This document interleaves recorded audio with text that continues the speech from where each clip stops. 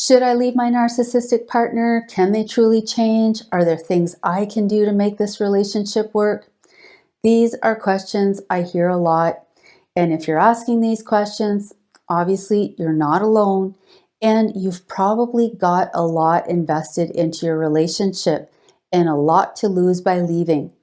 But you could potentially have a lot more to lose by staying.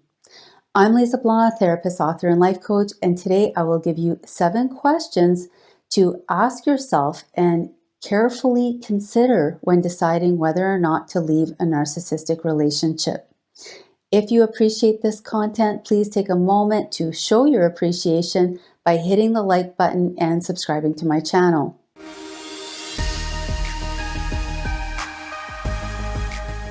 As I'm sure you know by now, a romantic relationship with a narcissist often ends in betrayal and discard. So after months, maybe even years of emotional manipulation, gaslighting, and exploitation, the narcissist disappears, often taking your self-confidence and your self-worth with them. And as if that weren't enough, they often make up a narrative to make you out to be the abuser and then feed it to your friends and family with such intensity that it not only makes them question you, but it might even make you question yourself.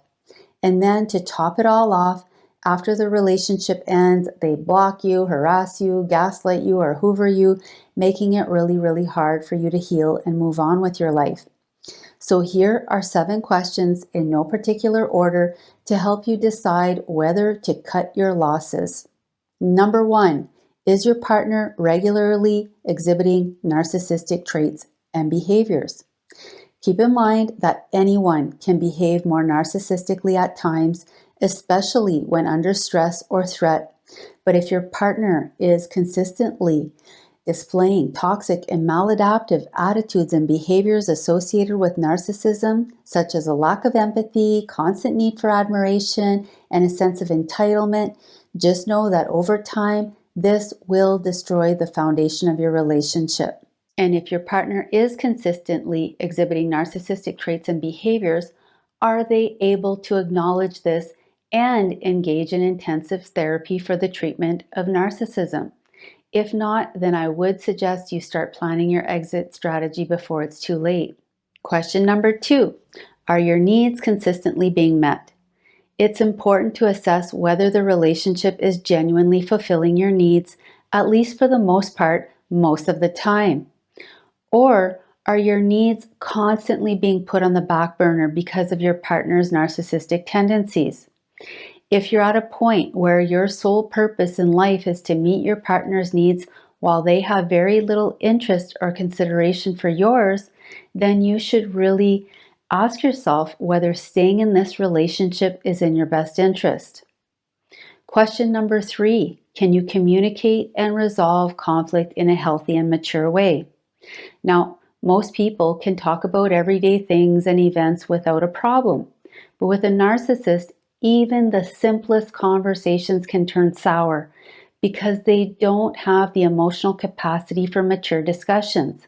So if your efforts to address differences, concerns, disrespect, or other problems are constantly being met with resistance, denial, blame, threats, or other manipulations and punishments, then you need to ask yourself whether there are ways that you haven't explored yet to communicate with each other and reconcile differences, or if it's time to leave.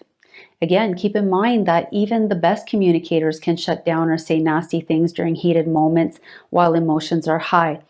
But with a toxic partner, these communication breakdowns happen all the time. So if you're avoiding conversations because you can barely get through a day without conflict, then just know that there will be no way to repair the ruptures in your relationship, and things will just become more and more fractured as time goes on. Question number 4, can you trust your partner and feel secure in this relationship? You need to be honest with yourself about the mistreatment, manipulation, and abuse that you've suffered, and recognize the damage that this has done to the relationship and potentially to your nervous system. Narcissistic abuse is real, and you need to ask yourself if you'll ever be able to trust your partner and truly feel safe with them again. If the answer is no, then do yourself a favor and find a way out now rather than staying only to reconfirm what you already know, losing more time that you'll never be able to get back. Now, I get that breaches of trust happen to some degree in many, if not most, long-term relationships. But when trust can't be repaired or rebuilt and you no longer feel secure with your partner, then it's a sign that either it's time to seek serious professional help or to call it quits. Number 5, are you bringing out the worst in each other?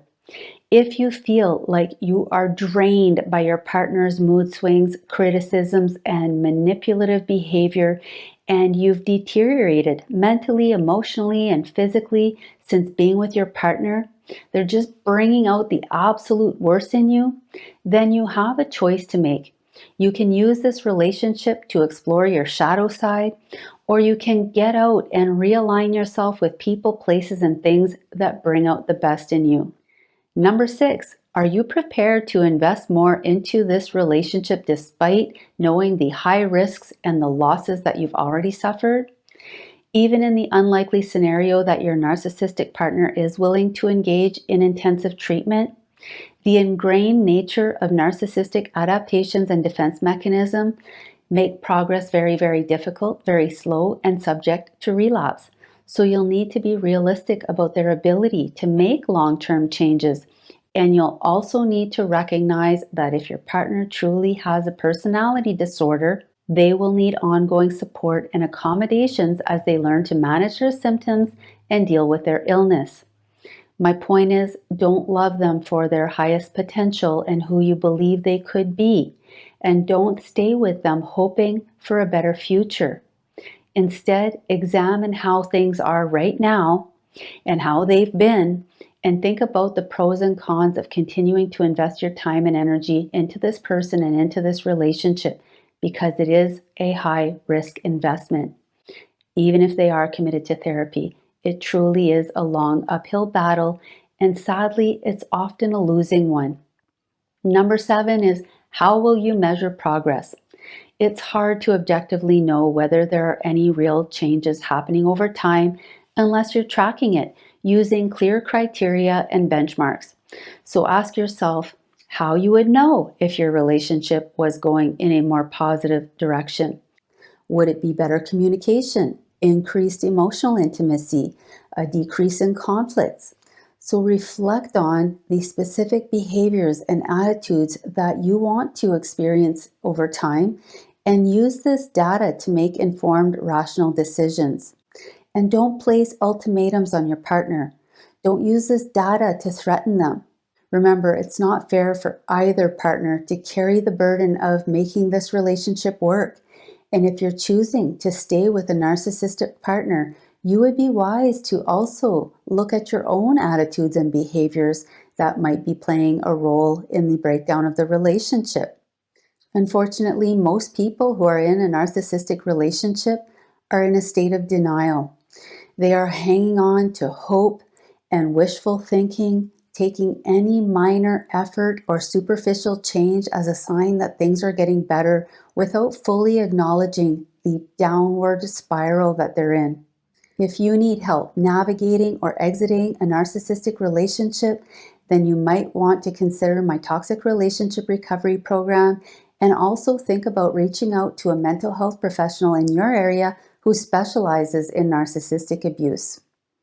If you found this video helpful, please take a moment to comment, subscribe, and to learn more about how to break a trauma bond, please click on the link above.